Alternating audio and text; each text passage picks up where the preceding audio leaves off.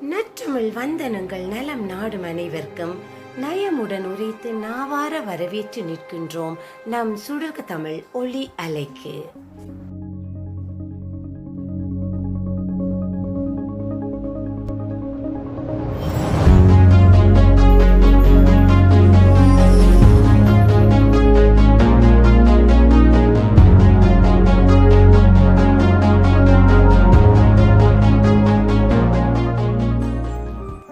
காணொளியில் அறிந்து கொள்வோம் அரிய தகவல்கள் இலங்கையை பற்றி என்ற தலைப்பில் சில முக்கியமான தகவல்களை உங்களுடன் பகிர்ந்து கொள்ள இருக்கின்றோம். பகுதி 1, பகுதி 2 என்று இரு காணொளிகளூடாக நாங்கள் இலங்கை தொடர்பான தகவல்களை உங்களிடம் பகிர்ந்து கொள்ள இருக்கின்றோம். பெற்ற தாயும் பிறந்த பொன்னாடும் நற்றவ வானினும் நனி சிறுத்தனவே என்று பாடியிருக்கிறார் மகாகவி பாரதியார். அதாவது இன்பமும் இனிமையும் நிறைந்த வானுலக வாழ்வை நாம் தவம் பல செய்துதான் பெற வேண்டும். அவ்வாறு தவம் பல செய்து பெறும் இன்பம் மிகு வானக வாழ்வை விட ஈன்றெடுத்த தாய் ஈடு இணையற்ற சிறப்புடையவள். அந்த அன்னைக்கு நிகராக அடுத்து ஒன்றை எடுத்து காட்டுவது என்றால் அது பிறந்த நன்னாடுதான். அதனால் தானே அது தாய் நாடு என்றும் தாயக பூமி என்றும் அழைக்கப்படுகின்றது. ஆதலினால் தாயை நேசிப்பது போல் எம் தாய் மண்ணையும் நேசிப்பது எம் கடனாகும். அந்த வகையில் எம் தாய் நாடு இலங்கை திருநாடு, இயற்கையின் இணையற்ற ஆசீர்வாதம் அமைந்த நாடு. சிந்தையிலே உழலும் அதன் சிறப்புகள் பல இயம்பிட விளைந்தோம். இந்தையும் தாயும் மகிழ்ந்து குலாவி இருந்ததும் இந்நாடே, அதன் முந்தைய 1000 ஆண்டுகள் வாழ்ந்து முடிந்ததும் இந்நாடே, அவர் சிந்தையில் 1000 எண்ணம் வளர்ந்து சிறந்ததும் இந்நாடே. இதை வந்தனை கூறி மனதில் இருத்தியேன் வாயுற வாழ்த்தேனோ என்று மீண்டும் மகாகவி பாரதியின் வரிகளுடன் காணொளிக்குள் நுழைவோம். இலங்கையின் தேசிய கொடி சிங்கக் கொடி. 1950 முதல் தடவையாக இது ஏற்றப்பட்டதோடு காலத்திற்கு காலம் பல்வேறு மாற்றங்களுக்கும் உட்பட்டு 1972 இருந்து தற்போது நடைமுறையில் உள்ள தேசிய கொடி பாவனையில் உள்ளது. இங்கு சிங்கத்துடன் கூடிய கருஞ்சிவப்பு நிறம் சிங்கள மக்களையும், மஞ்சள் நிறம் தமிழ் மக்களையும், பச்சை நிறம் முஸ்லிம் மக்களையும் குறித்து நிற்பதோடு 4 அரச இலைகளும் அன்பு, காருண்யம், மன திருப்தி, சமநோக்கு போன்ற தர்ம உபதேசங்களையும் குறித்து நிற்கின்றன. இலங்கையின் தேசிய கீதம் ஸ்ரீலங்கா தாயே. ரவீந்திரநாத் தாகூரின் மாணவரான ஆனந்த சமரகோன் என்பவரால் 1940 ஆண்டு சிங்கள மொழியில் இயற்றப்பட்டு இசையமைக்கப்பட்டது. 1951 ஆண்டில் தேசிய கீதமாக இது பிரகடனப்படுத்தப்பட்டது. இது மு நல்ல தம்பி என்பவரால் தமிழிலும், CWW கண்ணங்கரா என்பவரினால் ஆங்கில மொழியிலும் மொழிபெயர்க்கப்பட்டது. இலங்கையின் தேசிய லட்சினை வாளேந்திய சிங்கம். இலங்கை அரசாங்கத்தின் நிர்வாக தேவைகளுக்காக இது பாவிக்கப்படுகின்றது. தற்போது பாவனையில் உள்ள தேசிய சின்னமானது 1972 ஆண்டிலிருந்து நடைமுறைப்படுத்தப்பட்டுள்ளது. இதில் உள்ள தர்ம சக்கரம் தர்மத்தையும் நீதியையும், வாளேந்திய சிங்கம் நாட்டையும் கட்டுப்பாடான நாட்டு மக்களையும், பூவிதழ்கள் தூய்மையையும், நிறைகுடம் சௌபாக்கியத்தையும், சூரிய சந்திரன் நிலைத்திருத்தலையும், நெற்கதிர்கள் தன் நிறைவையும் குறித்து நிற்கின்றன. இலங்கையின் தேசிய பறவை காட்டுக்கோழி. உருவத்தில் பெரியவை, காடுகளிலும் பச்சைகளிலும் வாழும் இவை பல நிறம் கொண்ட இறகுகளை கொண்டிருப்பதால் அடர்ந்த காடுகளில் இவற்றை கண்டுபிடிப்பது கடினம். சிங்கராஜ, யால, கித்துல்கல போன்ற பகுதிகளில் இவற்றை பெருமளவில் காண முடியும். இலங்கையின் தேசிய விளையாட்டு கரப்பந்தாட்டம். 1991 ஆண்டில் இலங்கையின் தேசிய விளையாட்டாக கரப்பந்தாட்டம் பிரகடனப்படுத்தப்பட்டது. 1916 இது இலங்கைக்கு அறிமுகம் செய்யப்பட்டது. கரப்பந்து விளையாட்டு தேசிய விளையாட்டாக அறிவிக்கப்படும் முன்னர் எல்லே என்ற விளையாட்டே தேசிய விளையாட்டாக இருந்து வந்துள்ளது. இலங்கையின் தேசிய மரம் நாகமரம். 1986 ஆண்டில் தேசிய மரமாக இது அறிவிக்கப்பட்டது. அழகான செந்நிற இளங்குருத்துக்களை கொண்ட இதன் பூக்கள் வெண்ணிறமானவை, 4 இதழ்களை கொண்டவை, மைய பகுதியில் மஞ்சள் நிற மகரந்தங்களையும் கொண்டவை. நாகமரத்தின் பலகைகள் வலிமை மிக்கவை என்பதனால் புகையிரத தண்டவாளங்களில் பயன்படுத்தப்படுகின்றன. நாகமலர்கள் சங்க கால மலர்களில் ஒன்றாக திகழ்கின்றன. இலங்கையின் தேசிய மலர் நீல அல்லி. 1986 தேசிய மலராக அறிவிக்கப்பட்ட இது எந்த நீரோடையிலும் இலகுவாக பறந்து வளரக்கூடியது. சிகிரியா ஓவியங்களில் பெண்களின் மலர் கரங்களை அலங்கரிக்கும் மலராக இருக்கும் இது நீலோத்பவம், நீலத்தாமரை, நீலாம்பல் எனும் பல பெயர்களினாலும் அழைக்கப்படுகின்றது. இலங்கையின் தேசிய மிருகம் பழுப்பு மலை அணில் ஆகும். இந்த அணிலானது தேசிய சின்னம், அதாவது தேசிய விலங்காக உத்தியோகபூர்வமாக அறிவிக்கப்படாவிடனும் இதுவே இலங்கையின் தேசிய மிருகமாக கொள்ளப்படுகின்றது. இலங்கையின் தேசிய இரத்தினக்கல் சஃபயர் எனப்படும் நீலக்கல் ஆகும். இந்த ப்ளூ சஃபயர் நீலக்கல் நவரத்தினங்களில் ஒன்றாக திகழ்வதுடன் அலுமினியம் ஆக்சைட்டின் படிக அமைப்புகளில் ஒன்றான குருந்தம் என்ற ஒளி புகவிடக்கூடிய கற்களின் ஒரு வகையாக காணப்படுகின்றது. 2003 இது தேசிய இரத்தினக்கல்லாக உத்தியோகபூர்வமாக அறிவிக்கப்பட்டது. இலங்கையின் தேசிய வண்ணத்து பூச்சி இலங்கை அழகி என்பதாகும். இலங்கை தீவில் உள்ள பெரிய அளவிலான வண்ணத்து பூச்சியாக இது காணப்படுவதுடன் தீவு முழுவதிலும் இதனை அவதானிக்க முடியுமாக உள்ளது.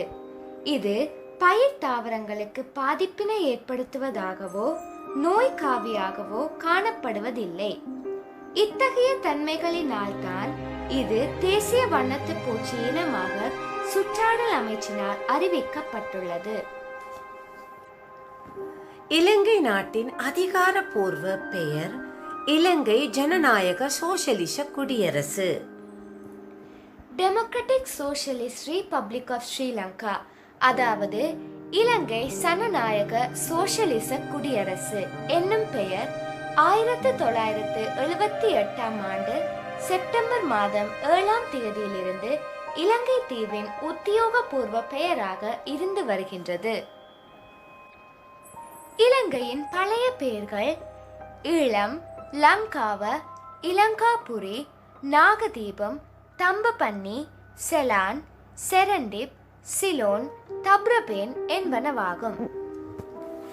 இங்கு ஈழம் என்ற பெயர் தமிழர்களினாலும், லங்காவு என்ற பெயர் சிங்களவர்களினாலும், லங்காபுரி என்பது இயக்கர்களினாலும், நாகதீபம் என்பது நாகர்களினாலும், தம்பபன்னி என்று ஆரியர்களினாலும், செலான் என்று போர்த்துகேயரினாலும், செரண்டீப் என்று அரேபியர்களினாலும், சிலோன் என்று ஆங்கிலேயர்களினாலும், தப்ரபேன் என்று கிரேக்கர்களினாலும் இது அழைக்கப்பட்டது.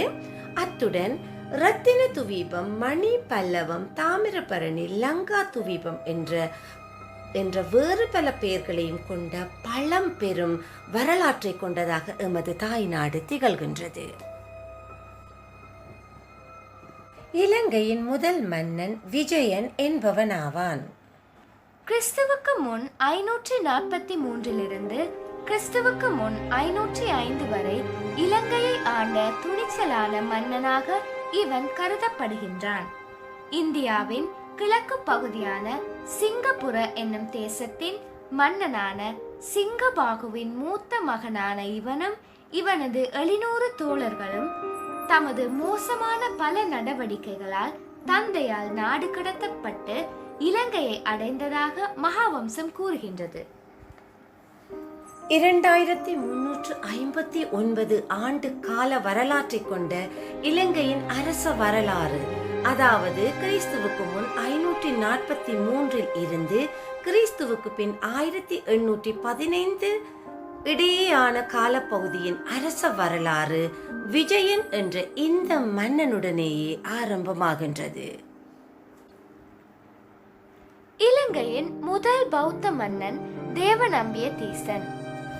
கிறிஸ்துவுக்கு முன் 307 இலங்கையின் அரசனாக பட்டாபிஷேகம் செய்யப்பட்ட இவன் வைகாசி மாதம் ஒன்றின் பௌர்ணமி தினத்தில் 40,000 பேர் கொண்ட பரிவாரத்துடன் மிகுந்தலை குன்றின் அடிவாரத்தில் வேட்டையாடும் நோக்குடன் விஜயம் செய்ய, அங்கு மௌரிய சக்கரவர்த்தியான அசோகரின் மகன் மகிந்த தேரரின் ஞான உபதேசத்தினால் பௌத்த மதத்தை தழுவி கொண்டான். இலங்கையின் முதலாவது ராஜதானி தம்பபன்னி என்பதாகும். இலங்கையின் முதல் அரசனான விஜயனால் ஸ்தாபிக்கப்பட்ட ராஜ்யமான தம்பபன்னி தாமிரபரணி என்றும் அழைக்கப்படுகின்றது. இது கிறிஸ்துவுக்கு முன் 543 கிறிஸ்துவுக்கு முன் 505 வரை விஜய மன்னனால் நிர்வகிக்கப்பட்டது. இலங்கையின் முதல் அரசி அனுலா தேவி. கிறிஸ்துவுக்கு முன் 47 தொடக்கம் கிறிஸ்துவுக்கு முன் 42 வரை அனுராதபுரத்தை ஆட்சி செய்த அரசியாக அனுலா தேவி கருதப்படுகின்றார். இலங்கையின் முதல் ஜனாதிபதி வில்லியம் கோபல்லாவ என்பவராவார். 1972 ஆண்டில் கட்சி சார்பின்றி ஜனாதிபதியாக பதவியேற்ற இவர் 1978 ஆண்டு வரை பதவி வகித்தார். அதற்கு முன்னர் சீன நாட்டுக்கான இலங்கை தூதுவராகவும் ஐக்கிய அமெரிக்கா நாடுகளுக்கான இலங்கை தூதுவராகவும் இலங்கையின் மகா தேசாதிபதியாகவும் விளங்கினார். இலங்கையின் முதலாவது நிறைவேற்று அதிகாரம் கொண்ட ஜனாதிபதி JR ஜெயவர்தன என்பவர் ஆவார். ஐக்கிய தேசிய கட்சியின் தலைவரான இவர் 1977 பொது தேர்தலில் வெற்றி பெற்று இலங்கையின் ஏழாவது பிரதமராக பதவி வகித்தார். பின்னர் 1978 புதிய அரசியல் அமைப்பு யாப்பின் பிரகாரம் இலங்கையின் முதல் நிறைவேற்று அதிகாரமுள்ள ஜனாதிபதியாக 1978 பதவியேற்றார். இலங்கையின் முதல் பிரதமர் DS சேனாநாயக்க அவர்கள் ஆவார். ஐக்கிய தேசிய கட்சியின் ஸ்தாபகரான இவர் 1947 ஆண்டில் பொது தேர்தலில் ஐக்கிய தேசிய கட்சி சார்பில் போட்டியிட்டு இலங்கையின் பிரதமர் ஆனார். 1948 ஆண்டில் இலங்கை முற்றுமுழுதாக பிரித்தானியர் ஆதிக்கத்தில் இருந்து விடுபட்டதும் முழு இலங்கையையும் நிர்வகிக்கும் பொறுப்பையும் இவர் ஏற்றுக்கொண்டார். இலங்கையின் முதல் பெண் பிரதமர் ஸ்ரீமாவோ பண்டாரநாயக்க அம்மையார். 1960 இலங்கையின் பிரதமராக பதவியேற்ற இவர் உலகின் முதல் பெண் பிரதமராகவும் புகழ் பெற்றார். இலங்கையின் பிரதமராக 3 முறை பதவி வகித்த இவர் கொழும்பு புனித பிரிட்ஜெட்ஸ் கல்லூரியின் பழைய மாணவி ஆவார். இலங்கையின் தற்போதைய தலைநகரம் ஸ்ரீ ஜெயவர்தனபுர கோட்டை ஆகும். 1977 ஆண்டில் இலங்கை அரசாங்கம் இதனை புதிய நிர்வாக தலைநகராக அறிவித்தது.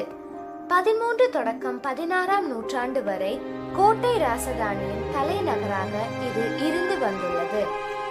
தியவண்ணா நதிக்கரையில் அமைந்துள்ள இது அழகக்கோன் என்னும் தமிழ் சிற்றரசனால் அமைக்கப்பட்டது. இலங்கையின் வர்த்தக தலைநகரம் கொழும்பு ஆகும். இலங்கையின் மேற்கு கரையோரத்தில் அமைந்துள்ள இது சனத்தொகை அடிப்படையில் மிக பெரிய நகரமாகவும் திகழ்ந்து வருகின்றது. வரலாற்று சிறப்பு மிகுந்த பழைய நகரமான இது போர்த்துகேயரின் வரவின் பின்னரே முக்கியத்துவம் மிக்க ஒரு நகரமாக மாறத் தொடங்கி இருந்திருக்கின்றது. இலங்கையின் மாகாணங்களின் எண்ணிக்கை 9 ஆகும். இந்த 9 மாகாணங்களும் தனித்தனி மாகாண சபைகளின் கீழ் நிர்வகிக்கப்படுகின்றன. இவற்றுள் மிக பெரியது வடமத்திய மாகாணம், மிகச்சிறியது மேல் மாகாணம். இலங்கையின் நிர்வாக மாவட்டங்களின் எண்ணிக்கை 25 ஆகும். இலங்கையின் 2ஆம் தர நிர்வாக அலகுகளாக இந்த மாவட்டங்கள் விளங்குகின்றன. இருப்பினும் தேர்தல் மாவட்டங்களாக 22 மாவட்டங்களே காணப்படுகின்றன. இங்கு யாழ்ப்பாண மாவட்டமும் கிளிநொச்சி மாவட்டமும் ஒன்றிணைந்து யாழ்ப்பாண தேர்தல் மாவட்டமாகவும், மன்னார், முல்லைத்தீவு, வவுனியா ஆகிய மாவட்டங்கள் ஒன்றிணைக்கப்பட்டு வன்னி தேர்தல் மாவட்டமாகவும் காணப்படுகின்றன. இலங்கையின் பெரிய மாகாணமாக வடமத்திய மாகாணம் திகழ்கின்றது. இந்த மாகாணத்தின் பெரும் பகுதி நாட்டின் உலர் வலய பிரதேசத்தில் அமைந்துள்ளது. பண்டைய வரலாற்று சிறப்புமிக்க தலைநகரங்களான அனுராதபுரம், புலனர்வ என்பன இந்த வடமத்திய மாகாணத்திலேயே காணப்படுகின்றன. இலங்கையின் மிகச்சிறிய மாகாணம் மேல் மாகாணமாகும்.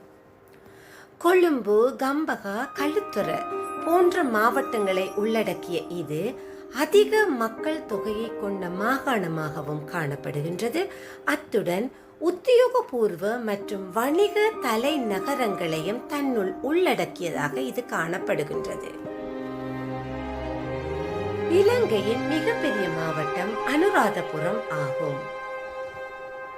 வடமத்திய மாகாணத்தில் உள்ள இந்த மாவட்டமானது 7179 சதுர கிலோமீட்டர் பரப்பளவை கொண்டுள்ளது. இலங்கையின் மிகச்சிறிய மாவட்டம் கொழும்பு ஆகும். மேல் மாகாணத்தினுள் உள்ளடக்கப்படும் இந்த மாவட்டமானது 699 சதுர கிலோமீட்டர் பரப்பளவினை கொண்டுள்ளதாக காணப்படுகின்றது. இலங்கையின் உத்தியோகபூர்வ நாணயம் இலங்கை ரூபாய் என்பதாகும். ஏனைய நாடுகளில் உள்ளதைப் போலவே இலங்கையிலும் மத்திய வங்கியே நாணயங்களை வெளியிடும் ஏகபோக உரிமையை கொண்டது. ஒரு இலங்கை ரூபாயானது 100 சதங்களை கொண்டதாக காணப்படுகின்றது. இலங்கையின் இணைய குறியாக .lk என்பதும் இலங்கையின் தொலைபேசி எண்ணாக சக 94 அல்லது 0094 காணப்படுகின்றது. இத்துடன் இந்த காணொளி நிறைவினை அடைகின்றது.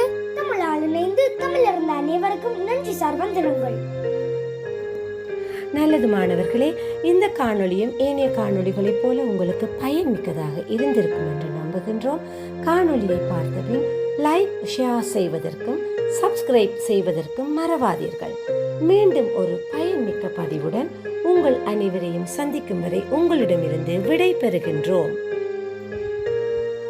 சுடரட்டும் தமிழ் மொழி.